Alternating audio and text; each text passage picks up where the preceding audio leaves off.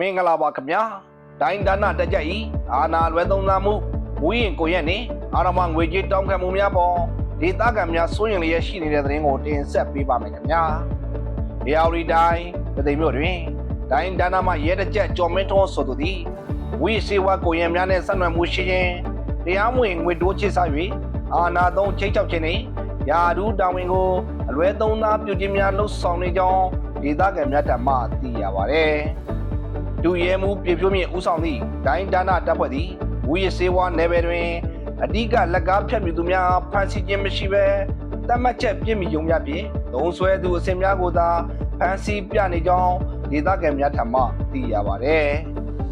ထို့ပြင်လက်ရှိရောင်းချသူအများစုမှလည်းရခိုင်တိုင်းဥတီရဲမှုအောင်နိုင်မိုး၏လက်ယုံတပည့်များစိုက်ကဲဆိုင်နှင့်ရဲနိုး၏အဆွဲပွားများဖြစ်ကြပြီး၎င်းတို့ထံမှကိုရေးကိုရာအကျိုးမြတ်ရယူကအကာအကွယ်ပေးထားသူမြို့ကများကပြောဆိုနေကြပါတယ်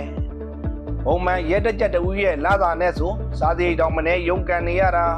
ခုတော့စံမြသေးမျက်စောင်းတို့မှာဘုရားကြီးဖြစ်သူမတ်အေးခိုင်ဟာမေဟန်သာကောစမက်တစ်နိုင်ငံခြားပြည်အလှကုန်ဆိုင်ဖွင့်ပေးထားပြီးအမှတ်3ရက်ွက်အပိုင်မှာလည်း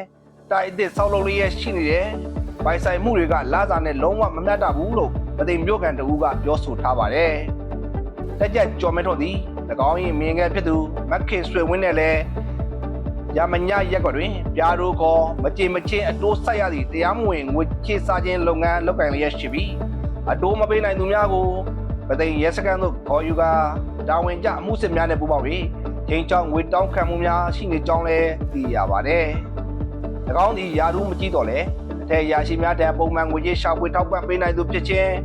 ဘိုးဘက်သို့ပြောင်းရွှေ့သွားသည်ရဲမှုအောင်နိုင်မိုး၏တပည့်ဖြစ်ခြင်းတို့ကြောင့်ရဲတပ်ဖွဲ့အတွင်းအကာအကွယ်ရရှိနေခြင်းဖြစ်သည်ဟုရဲစခန်းနှင့်လီးတက်သူများထံမှသိရပါတယ်။တက်ကြက်ကျော်မင်းတို့သည် HIV ရောဂါပိုးကူးစက်ခံရသူဖြစ်သည်မြစ်ရှိမယုံကျောင်းနောက်ရှိပြည်ကြီးခင်အဖွဲ့အစည်းရုံးတွင်3လတစ်ကြိမ် ARD ဆေးထုတ်ယူတောက်သုံးနေရသူဖြစ်သည်တိုင်းဒါနတပ်ဖွဲ့ဝင်အာဏာကိုသုံး၍ KTV မှာဆက်စသည့်အပန်းဖြေနေရာများသို့တွားရောက်ကတေရောက်ရှိလာသည့်မိန်းကလေးများ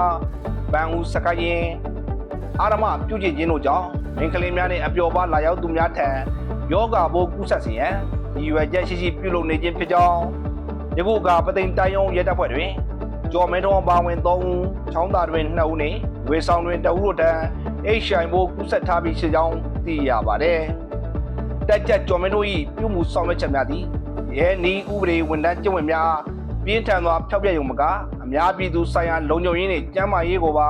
စနစ်တကျချင်းချောက်နေကြောင်းလည်းသိရပါတယ်။လက်ရှိတွင်အဆိုပါတိုင်းဒါနအဖွဲ့အားဒုရဲမှုပြည်ပြမြင့်ကဥဆောင်ပြီးတိုင်းရဲတပ်ဖွဲ့မှုရဲမှုကျော်တော်လက်အောက်ခံ CB တိုင်းရိုက်ကိုကဲမှုအောက်တွင်တာဝန်ထမ်းဆောင်နေခြင်းဖြစ်သည်ယခုကဲ့သို့တပ်ဖွဲ့ဝင်အချို့၏ဒီဇဲဥရီဖျောက်ဖျက်မှုနှင့်အာဏာလွဲသုံးသားလှုပ်ဆောင်နေမှုများပေါ်ဒေသခံများကစိုးရိမ်ပူပန်လျက်ရှိနေကြကြောင်းလည်းသိရှိရပါတယ်။ AR တိုင်းတွင်ထူးခြားဖြစ်စဉ်သတင်းများကိုသတင်းထူးတပ်ဖွဲ့ပသိမ်မှနေ့စဉ်တင်ဆက်ပေးနေပါတယ်ခင်ဗျာ။